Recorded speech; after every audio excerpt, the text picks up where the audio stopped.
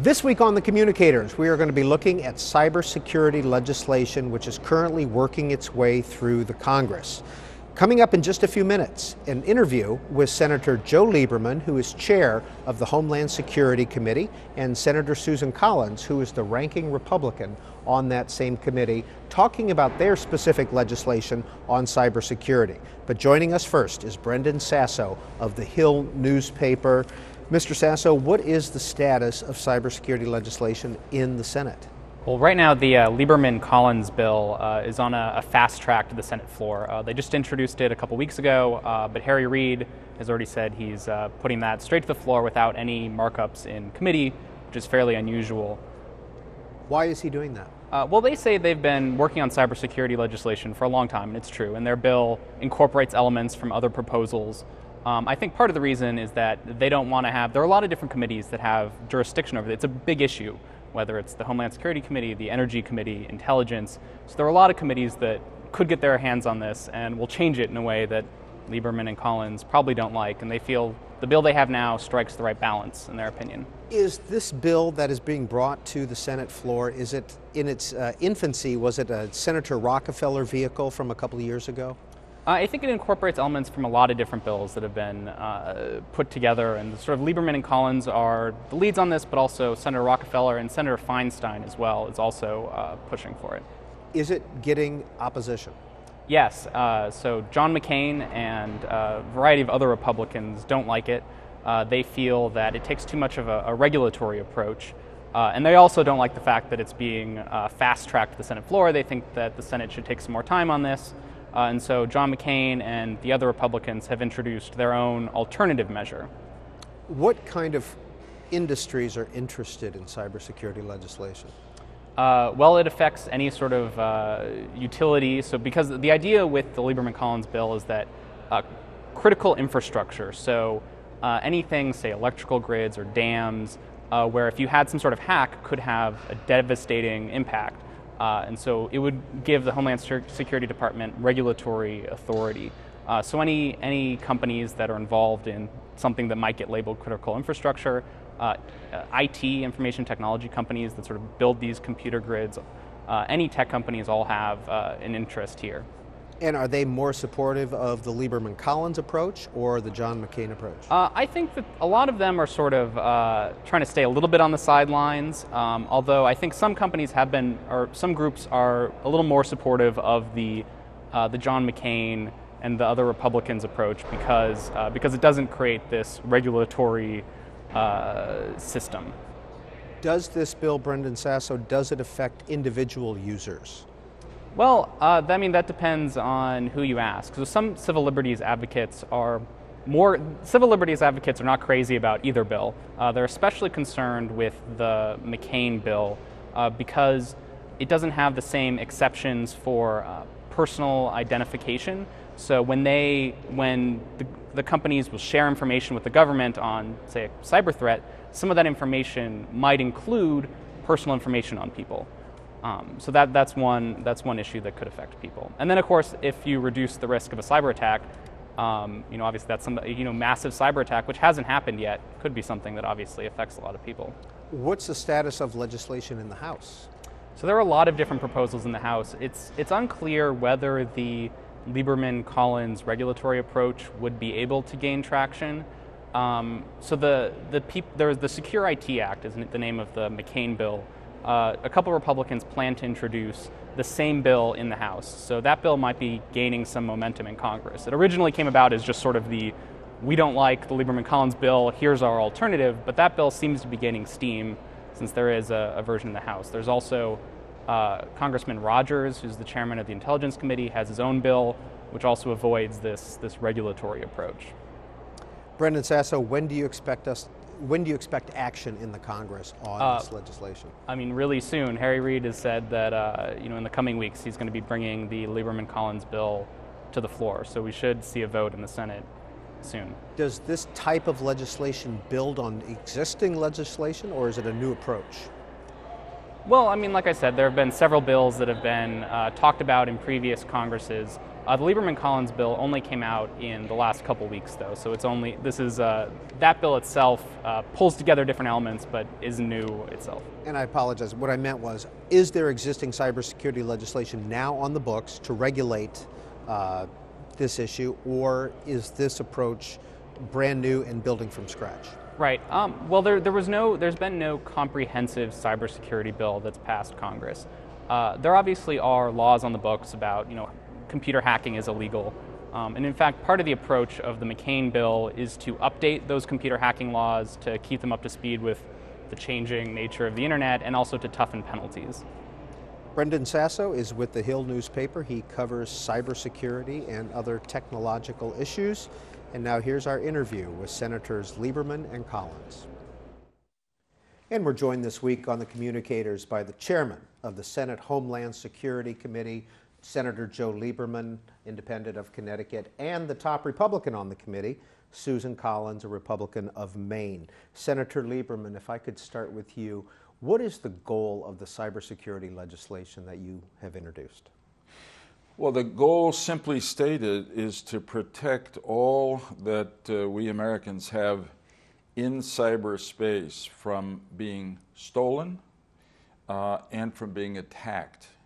And the theft is going on thousands of times every day, most of which people are not aware of. That is to say, people some from inside, mostly from outside the country, actually going into the internet systems, the computer systems of companies, and stealing industrial intellectual property, and then taking it and building the stuff that American companies spent millions or billions of dollars to develop, which also takes a lot of jobs from America. The other thing where the aim of the legislation is to protect all of the cyber structure in America that's privately owned from becoming targets of an enemy wanting to attack us. So what am I talking about? The electric power grid, the transportation systems, the financial systems. So this is all very vulnerable now, and probably if there was a major conflict, an enemy would come at us first by cyber attack, and we're simply not adequately defended. So along with government assets, you are looking to protect private assets as well? That's correct. The fact is that 85% of what we call critical infrastructure is in private hands. It's not government owned. And that's why you have to have a cybersecurity bill that isn't limited just to government systems or government computers, but protects that critical privately owned infrastructure on which all of us rely every single day for electricity, for transportation, for clean water. It's absolutely essential to our security. In the year 2010, the estimate is that there were 3 billion cyber attacks on private and government computer systems. 3 billion. So this is a threat that is growing exponentially and that we simply must address. What laws, Senator Lieberman, are already on the books with regard to cybersecurity? What kind of legislative structure is there already? Yeah, well, first I want to emphasize that the legislation that we've introduced, that hopefully will come to the Senate floor soon, is focused mostly on privately owned cyber structure. That the federal government websites are in a much better shape in terms of their defense. Department of Defense protecting their own sites, and the Department of Homeland Security protecting the government, non-defense government sites, although they're still attacked and we still have work to do. Current legislation, frankly, doesn't do too much. And the current law doesn't do too much to protect privately owned cyberspace. That's why we think our legislation is so critical. I think it's the most significant thing that Congress and the President can do this year to protect American security and even America's economic prosperity because of all the theft that I talked about. And we can get into what this bill does, but frankly, this is a kind of Wild West at this point, before the sheriff came to town. Well, what does this bill do, and what are you most adamant about getting passed in this bill? Yeah, I mean, I'll start and then I'll yield to Senator Collins. But the most important point here is that at some point the federal government has to be able to say to a private business that owns critical infrastructure that we all depend on, that an enemy might attack, that we've got to be able to say to them, you've got to meet this standard of defending yourself and defending our country. Some companies do it now, some don't. Our bill has what we think is light demands on those companies. We set a standard. It's up to them how they meet it. If the Department of Homeland Security determines that already on their own they've met it, they won't be any further regulated. But there's a lot else in the bill, but ultimately that's the moment and point of truth. And the other bill put in by some of our colleagues doesn't do that, and therefore it doesn't get the job done. Senator Collins? That is a key provision of the bill. You cannot ignore the fact that 85% of critical infrastructure is in the private sector and say that we're going to be securing our country. But we've very carefully crafted the bill, so there's industry participation in drafting the performance-based standards that would have to be met. As Senator Lieberman said, there are some sectors, there are some industries that are already doing it. They would be exempt from the regulation, and the department would work collaboratively. There is also very important information sharing provisions in this bill, and we owe a debt of gratitude to our colleague, Senator Dianne Feinstein, for those provisions. We need to make sure that industry does a better job of sharing its knowledge about intrusions and the threat with government and with other private sector members, and we need to make sure that government is sharing more effectively threat information. That will help. It's an essential part of our bill, but it's not a sufficient part of our bill, and that's one of the big differences between our bill and the alternative cybersecurity bill.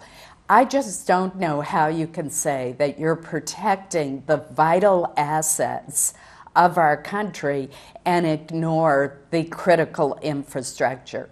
I would also note that we set the bar very high as to what is considered to be critical infrastructure.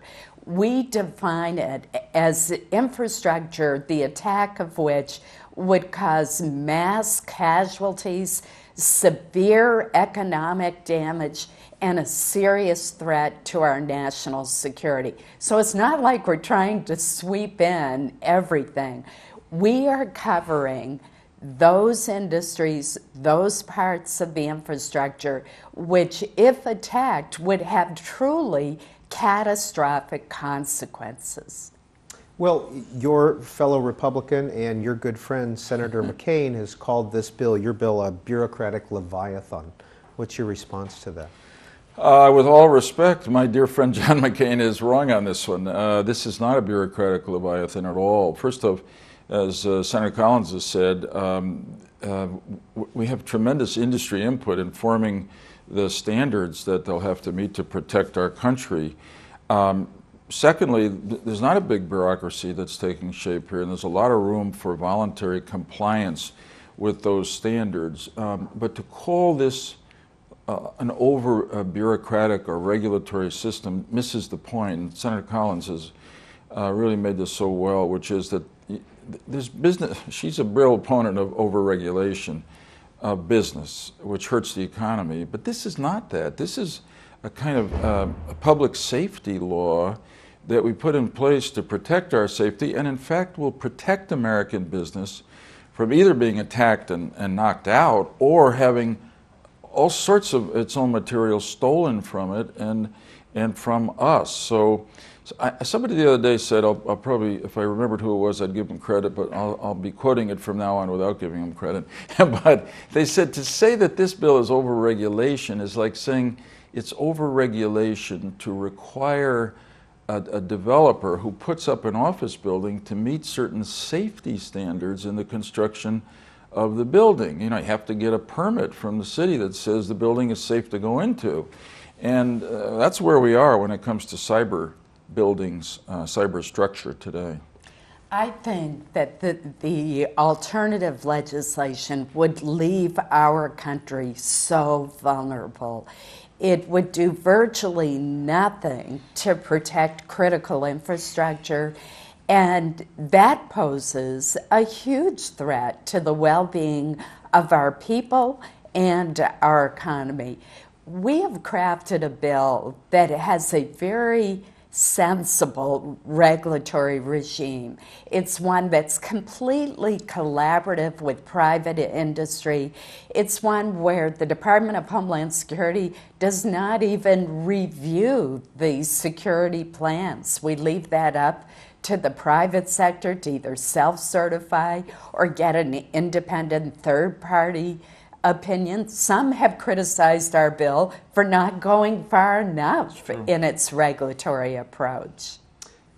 When this bill was first talked about a couple of years ago, there was talk about a kill switch. Yeah. Is there any of that in this? No, I mean, there was language in the original draft of the bill that came out of our committee that was not a kill switch, in fact, meaning that it did not give the President of the United States in an emergency the power to kill the Internet. We thought, in fact, that we were limiting the authority that the President has under existing law, but there was such an emotional reaction to it from people who value their freedom of communication on the Internet, which Senator Collins and I do too, that we just decided we should leave that section out. It was too much of a distraction, and it could bring down the overall bill, which to me is urgently necessary. So no kill switch. How do you draft a cybersecurity bill and keep up with the ever-changing technology that it's drafted to legislate? We had extensive conversations with the high-tech companies, the security firms, the innovators, and many of them, because of changes we've made in the bill, are now accepting of the bill. I think industry is always leery of any new legislation, but they recognize that their products need to be kept up with the threat, and that there is much in this bill, in the information sharing, for example, that will help them better protect their systems. There's nothing in this bill that in any way stifles innovation. In fact, I would argue that it would spur innovation, that it will encourage companies to try new approaches and to develop new security measures in order to better secure their systems. There's nothing in this bill that has the federal government dictating the design of any measure to secure a system. It simply sets, the government would simply set performance standards, but it would be up to industry on how to meet those standards. And the great thing about them, is that as technology improves, companies will be able to bring new technologies on to meet the standards. So in the standards as we authorize them, the government's not going to tell a business, here's what you got to do. It's going to say you've got to meet this standard of protection, of defense, and you figure out how to do it. Of course, as new products come on, presumably it'll be easier and hopefully less expensive to meet those standards. And your majority leader in the Senate has rather fast-tracked this bill. Have you had conversations with your colleagues in the House? Not much. I mean, there's some interest in the House. Interestingly, Congressman Dan Lundgren said a while ago that on this key point that he thought a bill that was a credible bill on cybersecurity had to have some point where businesses who were not protecting themselves and us could be required to do that. There was a task force that Speaker Boehner put together I guess last year, which also seemed to embrace that principle. This is not going to be easy, but particularly nothing seems easy in this session of Congress, but this is one that really is nonpartisan. I mean, this is national security, and the director of the FBI told Senator Collins and me that cyber attack is, in his opinion, is soon going to supplant terrorism as the FBI's, and our country's most serious threat to Homeland security. And that's saying a lot, and we're behind. Have you had any conversations with your fellow Republicans in the House? We've had conversations at the staff level.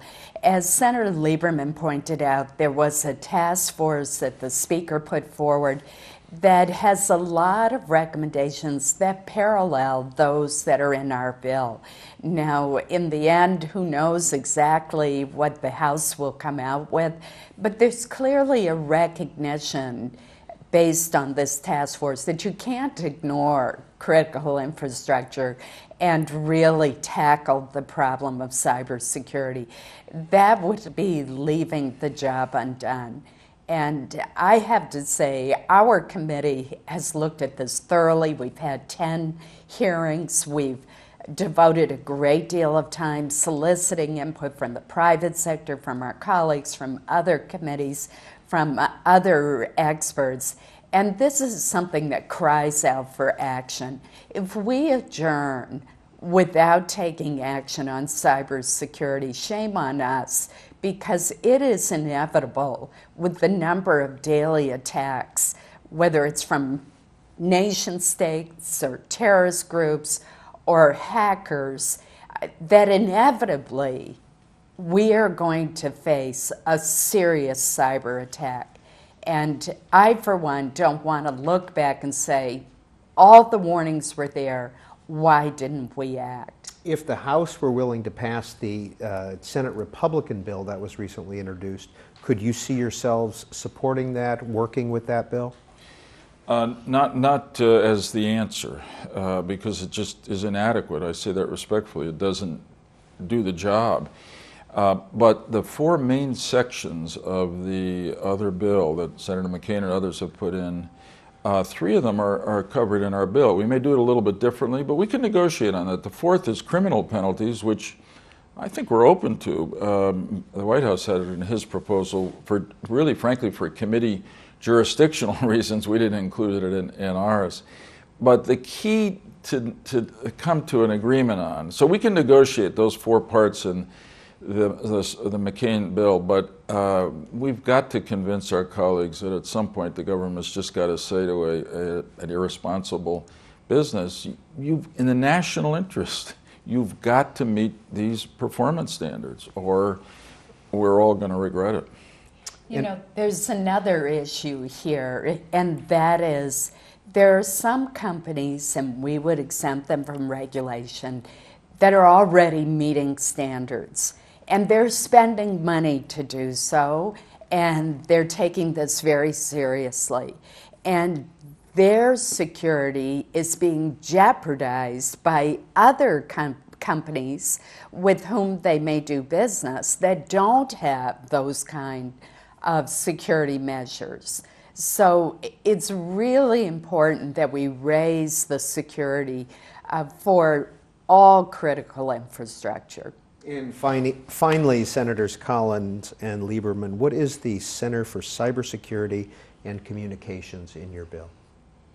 The Center, thanks for asking. The Center for Cybersecurity and Communications is our attempt not to build a big new bureaucracy, but to combine some similar pieces within the Department of Homeland Security so that there's a real focus on cybersecurity, because it's so critical to Homeland Security. Also, so that people out there know they have essentially one address, hopefully in this case an email address, to go to with their cybersecurity questions and problems. This is a consolidation of a lot of different efforts and offices within the department. So like Senator Lieberman, I believe it will offer better customer service and be a more effective, efficient, and cost-effective way of dealing with cybersecurity. I think it's a very important reform. Timeline on this legislation getting to the Senate floor? Oh, you know, this is like predicting the weather in New England, where we're both from. Well, but Senator Reid really wants to do this. This is an interesting case Senator Reid got briefed on cyber threats last year, and he got really agitated, and this has become a priority for him just for that reason.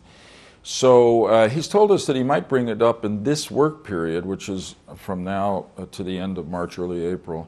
If not, I'm sure that it will come up when we come back from the Easter Passover recess, the middle of April, and hopefully we can get it done then and send it to the House. Senator McConnell interested in this? He's certainly interested in the subject, and I think recognizes that we need to act. He certainly has not endorsed our bill, but I don't believe he signed on to the other bill as well. Senator Kyle, among the Republican leaders, is one who has built a great deal of expertise in this area and believes that it's imperative that we act. Senator Susan Collins is the top Republican on the Senate Homeland Security Committee, and Joe Lieberman, independent from Connecticut, is the chairman. Thank you both for being on the Communicators. Thank you. Thank you.